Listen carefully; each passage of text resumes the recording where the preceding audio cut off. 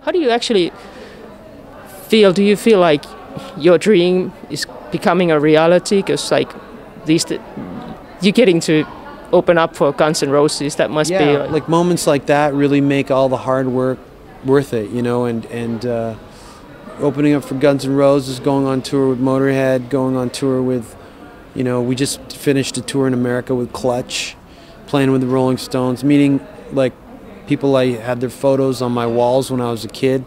Moments like that, yeah, you really go, wow, this really happened, you know, this is really happening. Is that something you imagined when you started, like that it would happen? Or No, actually, I remember when we started this band, the only things we wanted to do is tour with Rocket from the Crypt in America and record with Doug Easley. And we never toured with Rocket, and we haven't recorded with Doug Easley, and I don't think we ever will.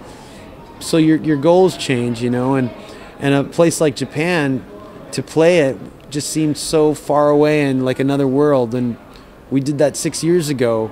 So since then we've like been to 27 countries and on 6 continents. And if you had told me that when we started, I wouldn't have believed you. It was just so far away. You know, the fact to play Los Angeles to us when we started off seemed like the biggest thing you could do. What was the happening club in Canada? I mean, when you started, there must have been some, like when we make it there, we'll have it made. In Canada? Yeah. Probably Maple Leaf Gardens for me, and we did play Maple Leaf Gardens. The Gardens closed down 10 years ago, but we were able to play Maple Leaf Gardens, which is like Madison Square Gardens in New York City. In Toronto, it's Maple Leaf Gardens, and we played Maple Leaf Gardens. We were the last Toronto band, Canadian band, to play Maple Leaf Gardens, and we opened up for Beck. So that was the last rock show there, I believe. When was that? February 2000, I think, or January 2000, February 2000. So have you started making any new dreams? Who would you like to work with? Not new dreams. They've always been the same. I mean, we still want to be on the cover of Rolling Stone, you know. We still want to win a Grammy. I'd love that.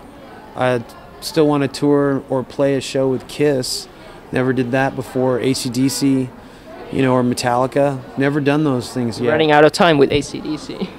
Running out of time with everyone. But, you know, if you had told me that we'd be playing with Guns N' Roses a year or two ago, I wouldn't have believed you, and we did that already. So you never know what'll happen in the next 10 minutes even, you know. That's true. What about, I saw on YouTube that you used to be actually you came out of the closet of being a hair metal fan. I don't know if it's coming out of the closet. I always kind of wore that on my sleeve, that I was always into like hard rock, and that's what we play. We play hard rock. So I don't know how secretive that was, but you know. I'm not sure if it is like that anymore. Like when you and I grew up, there used to be these different camps, like the punks and the rockers, and I'm not sure if it is like that these days, or if it's like more everybody can listen to whatever. Yeah, I don't think so either. I think it's more it's kind of crossed over into each genre.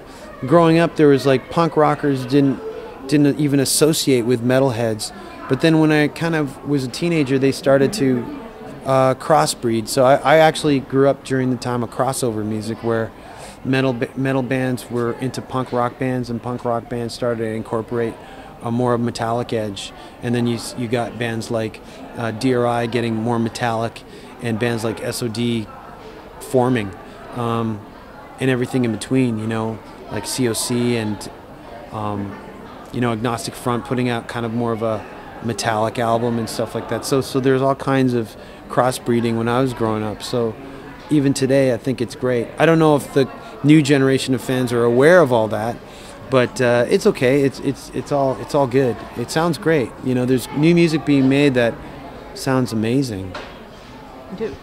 That brings me to your other jobs. You work as a radio DJ, or? I used to have a radio show that was syndicated in many countries, but I quietly gave that up a few years ago because it just got to be too much work. I basically have to figure out what I wanted to talk about, do the research on it, write the text on it, pick the songs, record. I know how that feels. Exactly, record the show, upload the songs, and then have someone else put it together, make sure it's put together and sent out, and then when I'm finally finished that, realize I have 6 more days till I have to do the next one. And I'll be on tour and all that stuff, so it was just too much, and the quality of shows started just to go downhill, so I stopped. But I write columns now, that's what I do, and I have a lot more fun doing that. Where do you write?